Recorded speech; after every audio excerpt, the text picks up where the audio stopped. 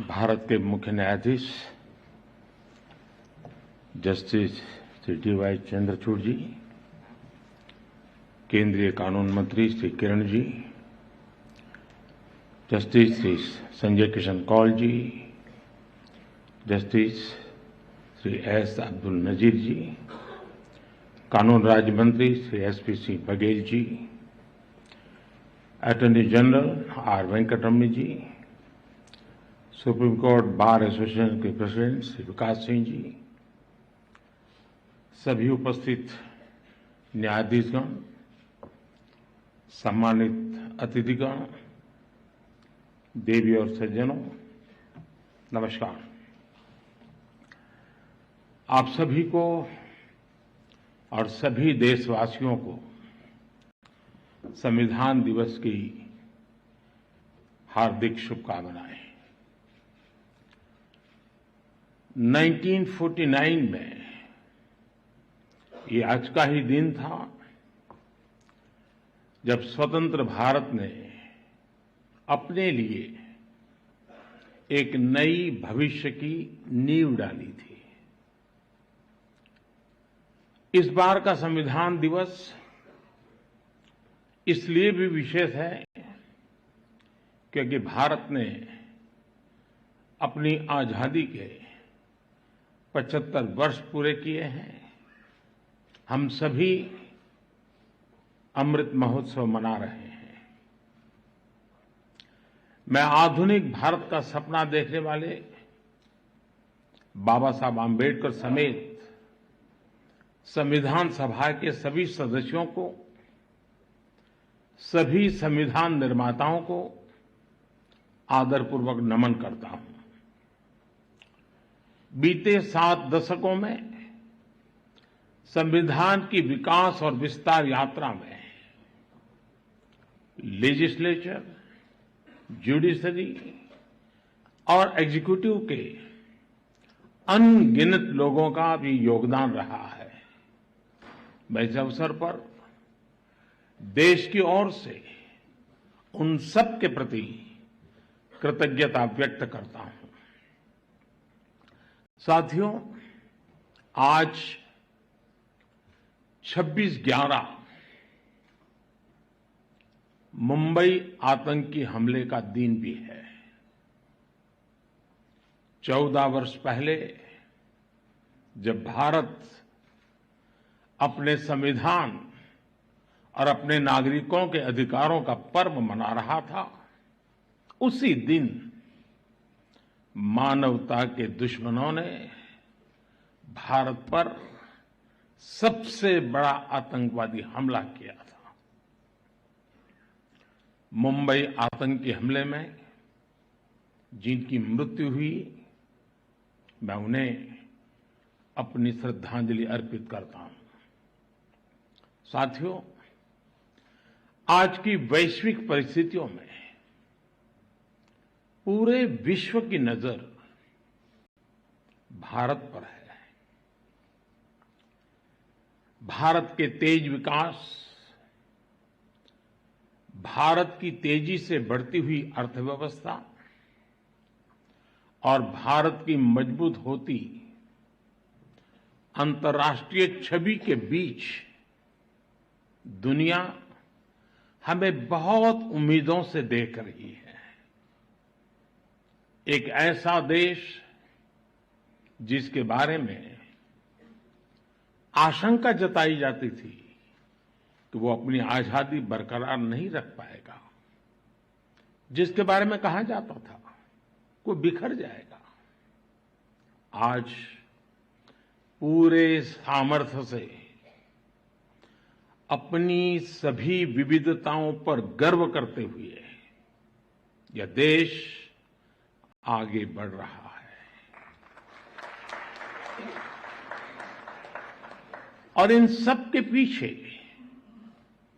हमारी सबसे बड़ी ताकत हमारा संविधान है। हमारे संविधान के प्रेम्बल की शुरुआत में जो वी द पीपल लिखा है, ये सिर्फ 3 शब्द नहीं है। वी द पीपल एक आह्वान है, एक प्रतिज्ञा है, एक विश्वास है। संविधान में लिखी ये भावना उस भारत की मूल भावना है जो दुनिया में लोकतंत्र की जननी रहा है, मदर ऑफ डेमोक्रेसी रहा है। यही भावना हमें वैशाली के गणराज्य में भी दिखती है, वेद की ऋचाओं में भी दिखती है। महाभारत में भी कहा गया है, लोकरंजनम एव अत्र राज्ञाः धर्मः सनातनः सत्यस्य रक्षणं चैव व्यवहारस्य चार्जवम्। अर्थात लोक को यानी नागरिकों को सुखी रखना, सच्चाई के साथ खड़े होना और सरल व्यवहार, यही राज्य का व्यवहार होना चाहिए। आधुनिक संदर्भ में भारत के संविधान ने देश की इन सभी सांस्कृतिक और नैतिक भावनाओं को समाहित किया हुआ है। मुझे संतोष है कि आज देश मदर ऑफ डेमोक्रेसी के रूप में अपने इन प्राचीन आदर्शों को और संविधान की भावना को लगातार मजबूत कर रहा है। प्रो पीपल पॉलिसीज की ताकत से आज देश और देश का गरीब, देश की माताएं बहनें, उनका सशक्तिकरण हो रहा है। सामान्य मानवीय के लिए आज कानूनों को सरल बनाया जा रहा है। टाइमली जस्टिस के लिए हमारी जुडिशरी भी लगातार कई सार्थक कदम उठा रही है। आज भी सुप्रीम कोर्ट द्वारा शुरू किए गए ई इनिशिएटिव्स को लॉन्च करने का अवसर मुझे मिला है। मैं इस शुरुआत के लिए और ईज ऑफ जस्टिस के प्रयासों के लिए मैं आप सभी को बधाई देता हूं। इस बार 15 अगस्त को लाल किले से मैंने कर्तव्यों की बात पर बल दिया था। ये हमारे संविधान की ही भावना का प्रकटीकरण है। महात्मा गांधी कहते थे कि हमारे अधिकार हमारे वो कर्तव्य हैं जिन्हें हम सच्ची इंटीग्रिटी और डेडिकेशन के साथ पूरा करते हैं। आज अमृतकाल में जब हम आजादी के 75 वर्ष पूर्ण करके अगले 25 वर्षों की यात्रा शुरू कर रहे हैं, तो संविधान का ये मंत्र देश के लिए एक संकल्प बन रहा है। आजादी का यह अमृतकाल देश के लिए कर्तव्य काल है।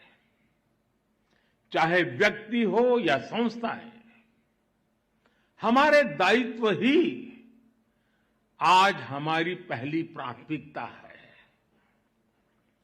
अपने कर्तव्य पथ पर चलते हुए ही हम देश को विकास की नई ऊंचाई पर ले जा सकते हैं।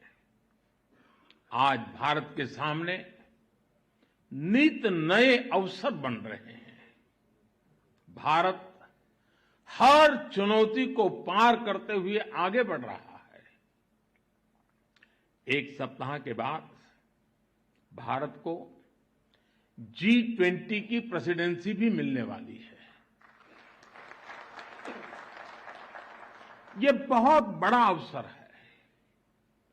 हम सभी टीम इंडिया के रूप में विश्व में भारत की प्रतिष्ठा को बढ़ाएं, भारत का योगदान विश्व के सामने लेकर जाएं, ये भी हम सभी का सामूहिक दायित्व है। भारत की मदर ऑफ डेमोक्रेसी के तौर पर जो पहचान है, हमें उसे और सशक्त करना है। साथियों,